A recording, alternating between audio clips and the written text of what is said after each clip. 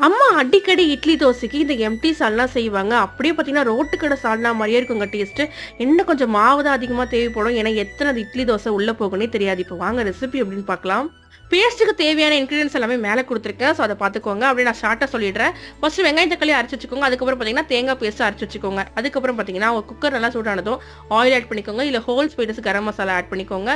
ஒரே ஒரு வெங்காயம், 2 பச்சை மிளகாய், 2 ஸ்பூன் அளவுக்கு ஜிஞ்சர் கார்லிக் பேஸ்ட், ஒரே ஒரு தக்காளி ஆட் பண்ணிக்கோங்க. அண்ட் கொஞ்சமா தேவையான அளவு சால்ட் ஆட் பண்ணிக்கோங்க. 2 ஸ்பூன் அளவு குழம்பு மிளகாய் தூள் ஆட் பண்ணிக்கோங்க. அவ்வளோதாங்க மசாலாஸ் ஓவர். இப்போ அரைச்சு வச்சிருக்க வெங்காயம், தக்காளி பேஸ்ட் ஆட் பண்ணி நல்லா மிக்ஸ் பண்ணி விட்டு நல்லா எண்ணெய் பிரிஞ்சு வரதை நம்ம அரைச்சு வச்சிருக்க தேங்காய் பேஸ்ட் இதில் ஆட் பண்ணிட்டு நல்லா ஒரு சொம்பு அளவுக்கு தண்ணி ஆட் பண்ணி இல்லை 3 to 4 விசில் போல விட்டு எடுத்து லாஸ்டா ஒரு கிளாஸ் அளவுக்கு தண்ணி ஆட் பண்ணி நல்லா மிக்ஸ் பண்ணி விட்டீங்கன்னா எம்டி சால்னா ரெசிபி ஓவர்.